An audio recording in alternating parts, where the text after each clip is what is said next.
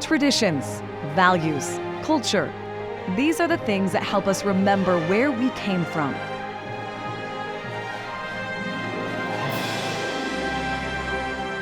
It's time for Family Heritage Stories with your host, Doug Jessop. Hi, this is Doug Jessop. Welcome to this episode of Jessop's Journal, where we share powerful, positive, and inspirational stories.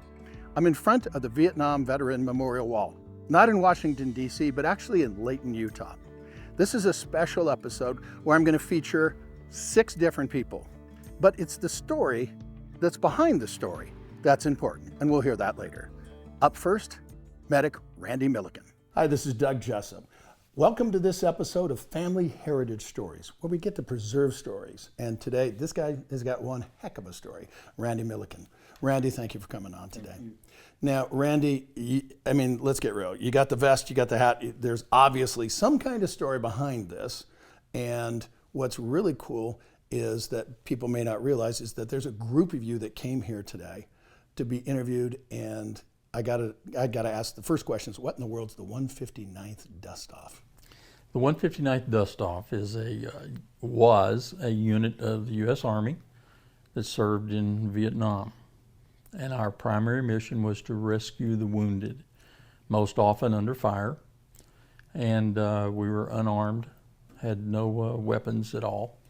And we rescued American, Vietnamese civilians, enemy forces, Philippines, whoever called, we went to their aid.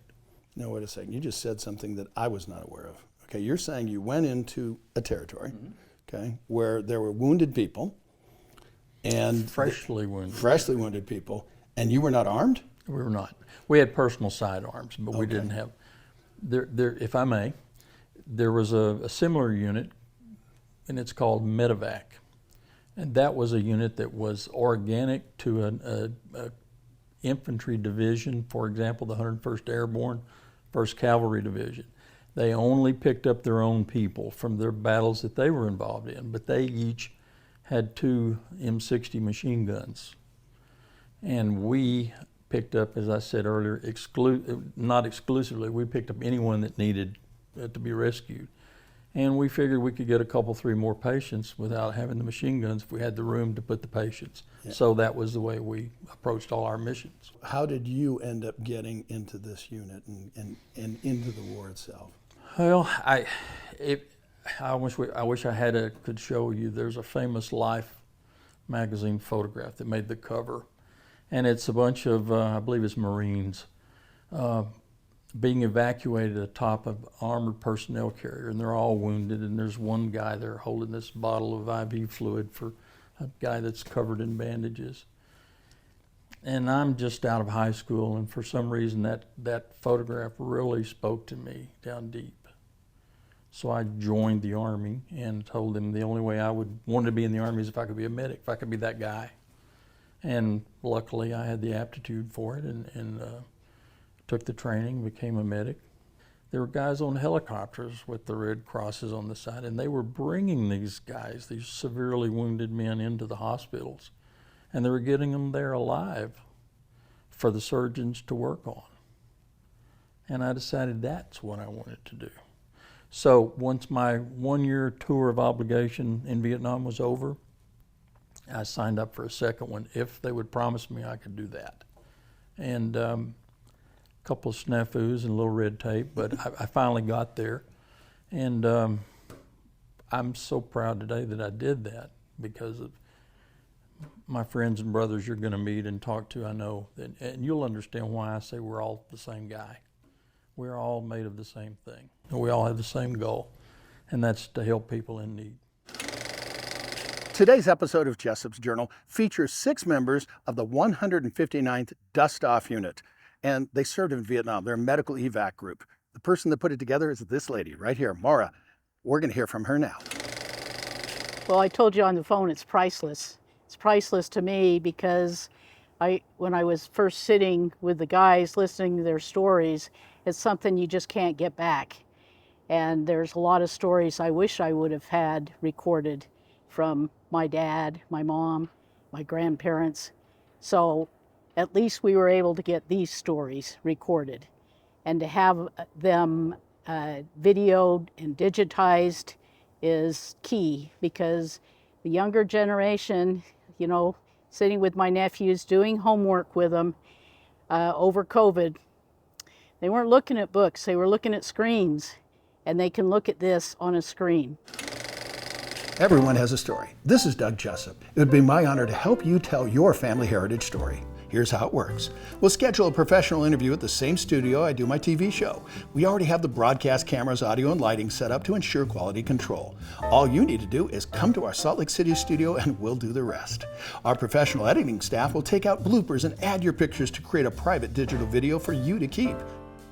Go to familyheritagestories.com for pricing and to schedule your interview. I was honored to interview 6 members of the 159th Dustoff. 2 of them got Purple Hearts, including this guy, Jim Beeson. Well, I was an aircraft commander, and I had my roommate was a warrant officer. So we were called in there to evacuate a Vietnamese wounded, and we went into the LZ, the landing zone, and as we were hovering down in, because it was taller grass and trees, and I had to kind of maneuver through the trees to get into it, we were taking fire. Well, we were used to taking fire, which basically is a zing, zing, zing. You got a 1/4 inch of metal between you and the bullet, and we frequently did that. But this time we hit a high caliber, a 50 caliber type round. Whoa. And when we hit the aircraft, what I remember most was the smell of cordite, very much the smell of cordite, and everything turned just very slow motion. It just went into pure slow motion. Like the movies, went into slow motion, honest to goodness.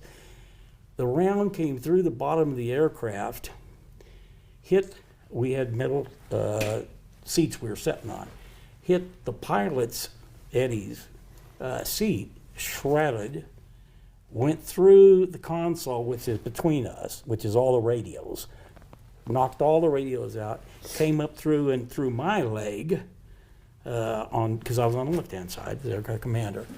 And so we didn't have a pilot any longer because he was very injured. And we had to pull the back of the seat out and pull him back and back. And then the policy was always, when something like that happened, these seats had 2 little pins on them. You pull the pins, they fall backwards, and you pull the person out. And then the crew chief, because the medic was needed to take care of the wounded, the crew chief would get up in there to balance the aircraft. And we trained our crew chiefs to fly straight and level. They couldn't necessarily land or take off, but they could fly straight and level. So they were kind of a secondary, a 3rd person on board to help us out there. I remember very distinctly that I looked up and my right leg was, instead of being on the pedals, it was up on the console. And there was a hole in my flight suit. I remember that. And I remember grabbing my leg and putting it back down on the pedals, and all this is going on in less than a couple of seconds. And I couldn't control the aircraft very well, so I figured I could either crash there where they were still fighting, and we were about 50 feet off the ground, or I could pull myself back out of there. And our policy is, if both people are hit, you get the aircraft out and get yourself out of there, and then we'll get another aircraft come in, because they're not going to help you. So I got the aircraft out of the LZ and was trying to head back to the hospital, and and I couldn't talk to anybody because my radios were gone, except I had a Fox Mile, which is an FM radio, so I could talk to the gunships that were around us. So one of them followed us back, and I couldn't go more than 30 knots, which is pretty slow, and I couldn't fly any more than treetop, because every time I tried to go up, I increased the vibration of the aircraft. As it turns out, the bullet not only done all that damage, but it had gone through the blade, one of the blades. Oh. And the blade has a metal part, and then it has a honeycomb part. That's called a spur. And it split the spurs, so now instead of having 2 blades, I had 3, essentially. So the aircraft was shaking up and down where you couldn't see anything, and I finally put it down in the field there, And Connie and his crew came out and got us out of there. What would it mean to you to have a video of your mom, dad, grandma, or grandpa telling their story? This is Doug Jessop. It would be my honor to help share their story with a private in-studio interview with a video for you to keep. Go to familyheritagestories.com for pricing and to schedule your interview. Every member of the 159th Dustoff served over 1,000 missions in Vietnam, and they saved over 3,000 lives. Here's the story from Donald Cavaney. So what's Dustoff mean to you? What's really interesting is the way people talk about Dustoff. Medevac is specific to the 1st Cav, and they have 50 cal machine guns on their doors. And people would say, well, what's the difference? And they said, well, 1st Cav has the guns, Dustoff has the balls. Because we didn't have guns on the side, because we picked up everybody, good people, bad people, civilians, and we were specifically assigned to the 25th Infantry Division in Cu Chi. Do you remember the first time you went out and picked some patients up? Yeah, and well, the one that I remember the most is that, of course, when you get in the country, you get a weapon, a pistol, an M16, and whatever, and you're married to it. I mean, that's your live and die. Right. And my first time to go on a field standby to Tain In, I got in the aircraft and we were just getting ready to go up, and they said, oh, there's some transfers from the hospital there in Cu Chi to Saigon. So we had to go, we had to go back to the hospital, pick up these litter patients, take them to Saigon, and then go on to Tain In. Well, when I got to Tain In, my weapons were gone. Oh dear. I know. And so what had happened, what I surmised, is that the CIDGs, which were the mercenaries that fought for Vietnam, they owned their own weapons, and so they couldn't be separated from them.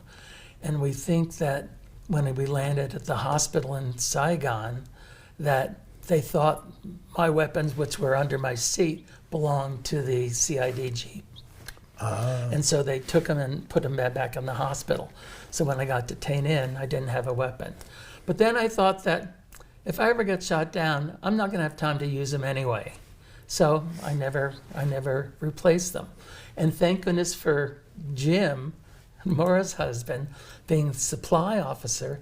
The next time we had a helicopter that got shot down, my weapons were on it, because you could combat lost them without doing all the paperwork. Okay. My Year in the Company of Heroes. It's a book compiled by the members of the 159th Dustoff. Here's the story from a pilot by the name of Chris Crowley.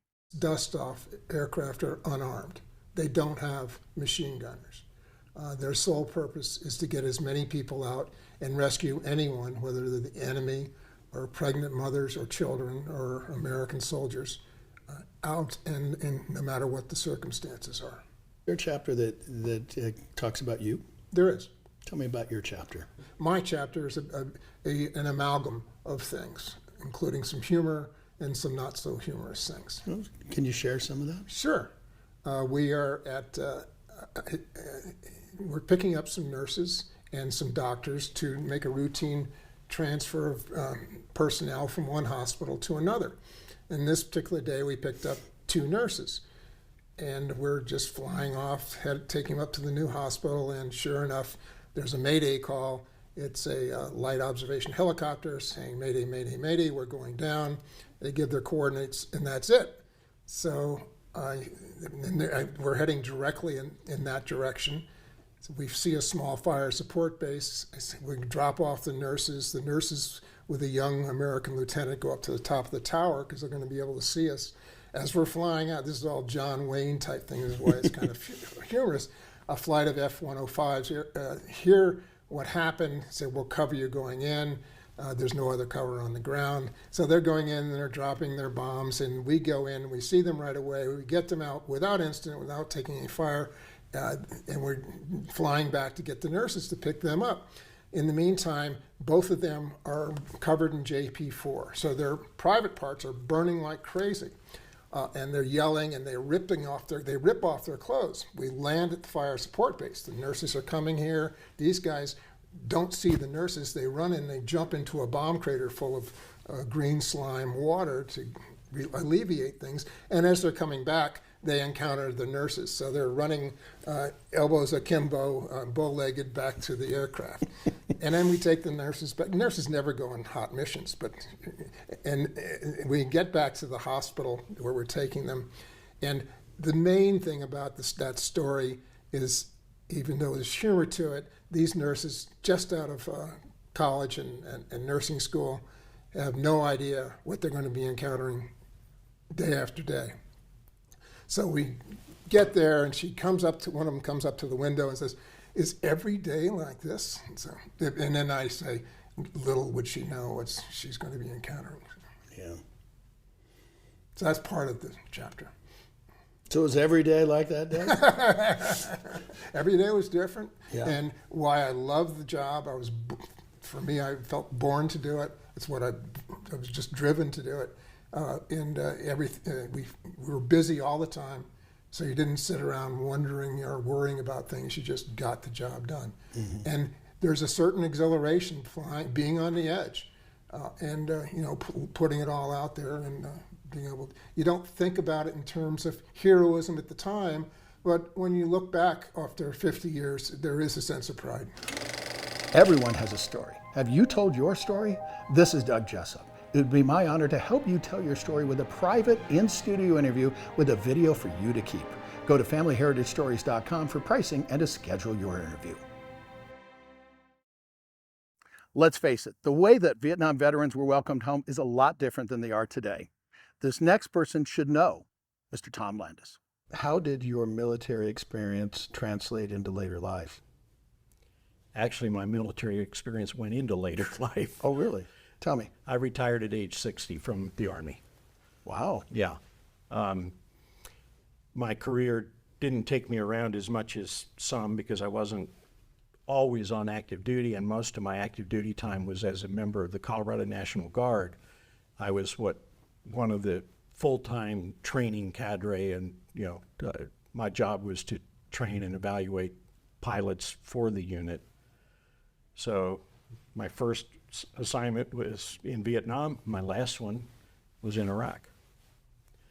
I was asked to speak at a Armed Forces Day gathering one time, and I agonized, what am I going to talk about? And I put together a speech about the comparisons, the differences that I experienced between Vietnam and Iraq.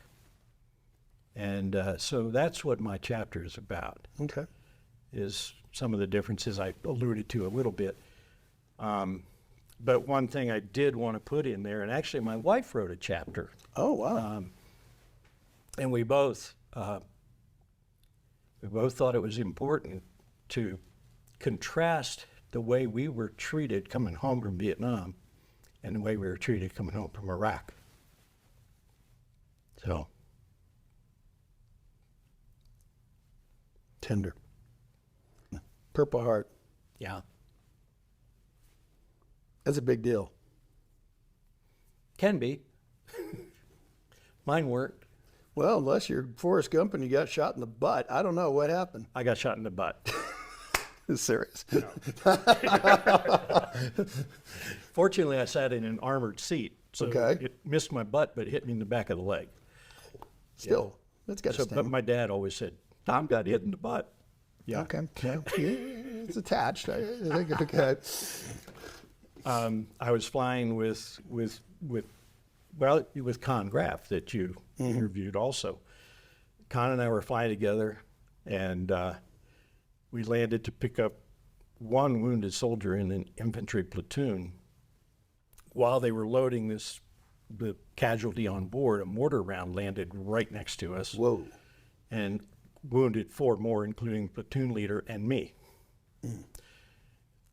I had, it's the first time I got hit. I also got hit a second time, but the first time, and I felt an impact in my leg. Well, I had always heard it doesn't really hurt, and it didn't. So I didn't know how bad it was. Okay, it didn't hurt. It was just like somebody punched me in the leg. So I reached down back of my leg. It's all still there, but it was kind of bloody. So I pulled my hand up, and there's blood all over my glove. One of the fragments from the mortar cut my communications. I couldn't talk to Con. Uh-oh. So I punched him in the shoulder. I held my hand up to show him I'd been hit. So we eventually got out of there, got back to the hospital. We unloaded our patients. I knew I wasn't, or I didn't think I was hurt very badly. Meanwhile, Con had radioed in that I got hit in the hand because he saw the blood on my hand. And everybody comes out to help us out of the helicopter, and I was fine. But yeah, in fact, that little piece of metal's still in there. Really? Yeah, I had to bring a souvenir home. Yeah, well. Does it set off the alarm at the No, airport? it's about the size of a pencil lead. Okay. But still not fun. But the better one was when I got wounded a second time, which was also a minor wound. Okay, tell me. I had in my pocket of the pants of my flight suit, I had the core of an armor-piercing round that had hit my helicopter and gone into the oil cooler and lodged. Okay. And I pulled that out, and I used to carry it around in my pocket. So when I got hit in my other leg, go into the hospital, and they said, well, I guess we should x-ray that. I said, sure. And I knew it was really a superficial wound, but I start to take my pants down for the x-ray, and he said, that's all right, we'll just leave your pants on. We can x-ray through that.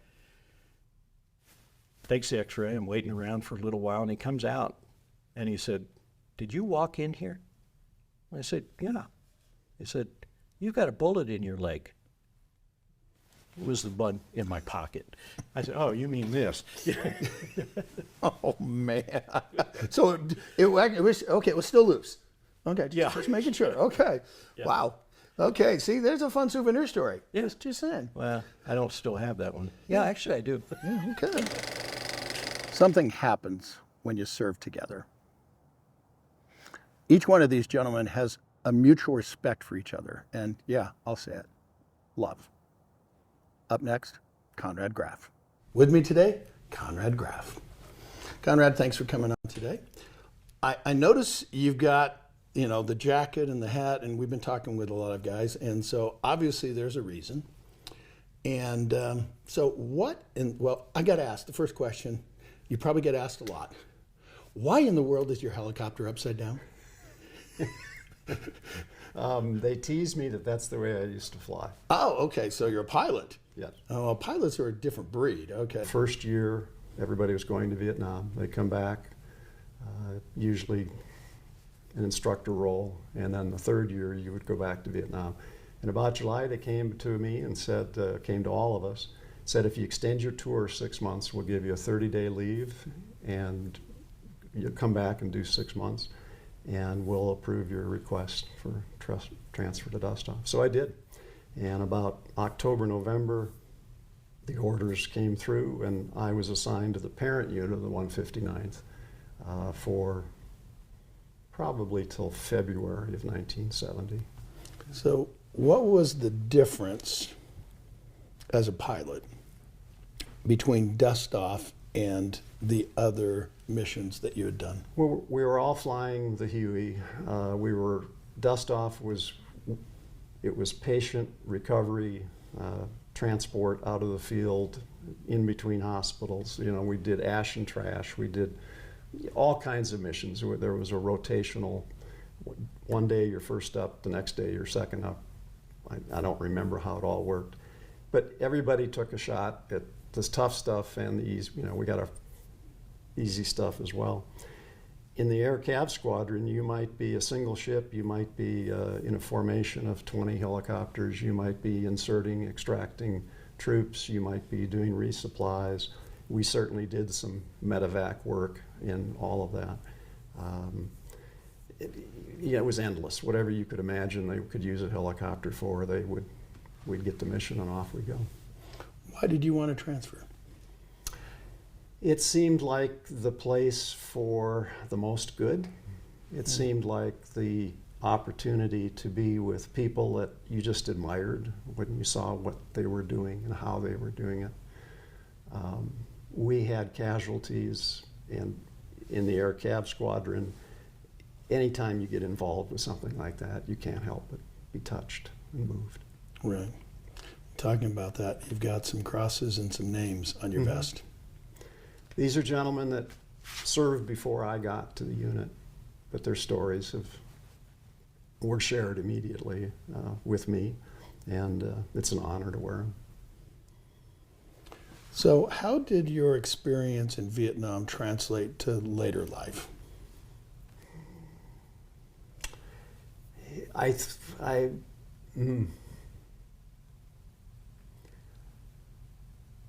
Yeah, I had a tough time coming out of the military and back into the civilian world, and I did fine.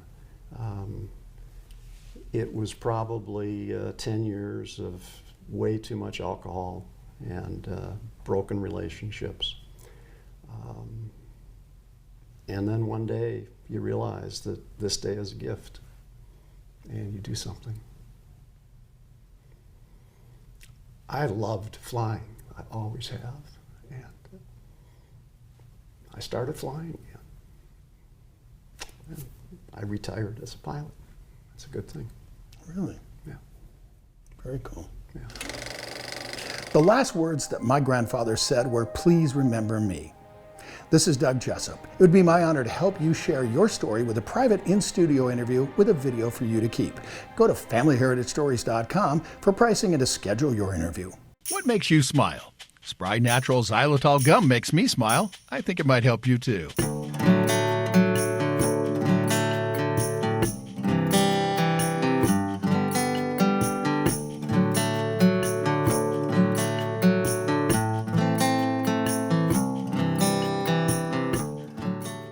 The importance of saving stories from veterans cannot be understated. It's been my honor to be able to interview these folks, members of the 159th Dustoff in Vietnam. If you're a veteran that would like to have your story remembered, go to FamilyHeritageStories.com for details and to schedule your interview. Here's the thing I want everybody to remember. You people right out there, if you're a veteran or not, anybody, everybody, everyone has a story. Stories have power. They help us understand each other. With another entry in Jessop's Journal, I'm Doug Jessop.